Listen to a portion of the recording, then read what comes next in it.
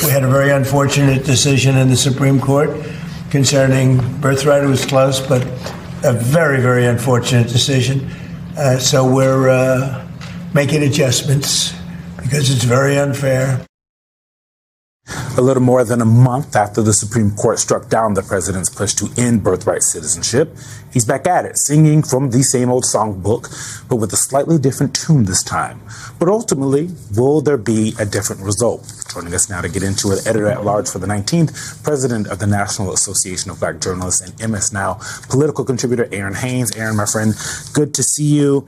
At the heart of this, clearly, the president and the folks who are behind this effort in the White House and the administration, it is about who gets to be an American, who gets to put on the stars and stripes in this country, and who does not. Yeah, I mean, I think that's exactly right. You said it right. He's singing from the same song, but because this is one of the defining themes of his politics, which is narrowing the boundaries of who gets to belong. And look, I mean, we saw the Supreme Court just reject this effort, 5 weeks ago? But now he's back with this more targeted approach. He's focusing on the children of people that are connected to foreign governments or organizations, people that he's deeming alien enemies, alleging citizenship fraud, and this separate crackdown on so-called birth tourism. So I guess, legally the packaging changes, but the central proposition has not changed. And that is that he feels that a president should have the power to decide that some people born on American soil are less entitled to citizenship than others. Aaron, the Migration Policy Institute estimates that roughly 26,000 births each year in America might fall into this kind of birth tourism category. That is out of roughly 3.5 million births. So when the president and Stephen Miller, the deputy White House chief of staff that is in charge of policy, when they're talking about this as this humongous problem that is changing the fabric of this country, does that bear out in what we just read from the Migration Policy Institute?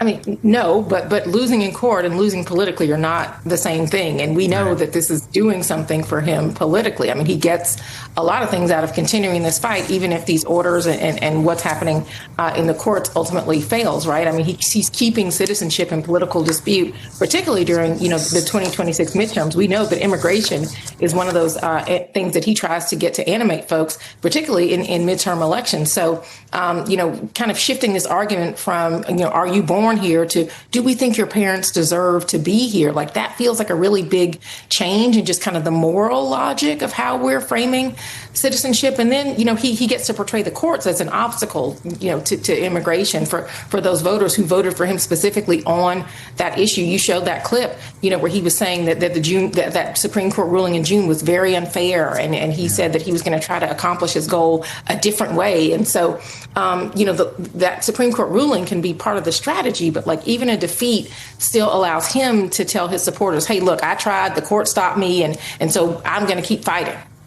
When you think about the multi-pronged immigration effort that this president has, whether that be ICE in the streets of our cities, whether that be closing essentially the border, and then this, what do you, as someone who has been covering, black and brown folks for such a long time, what does that do to the psyche of black and brown people in this country, immigrants in this country, people who want to come to this country?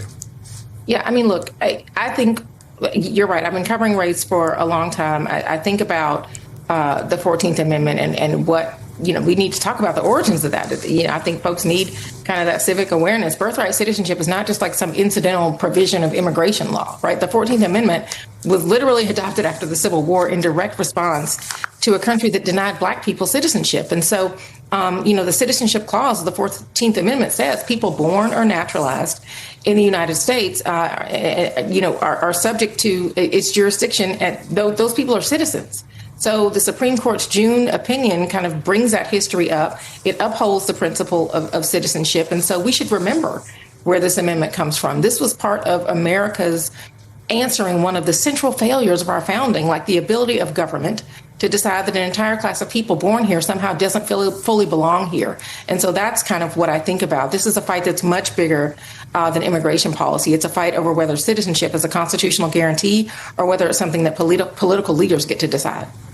Aaron Haynes, as always, thank you. And I will see you in Atlanta at NABJ next week. Take care, my friend. See you soon.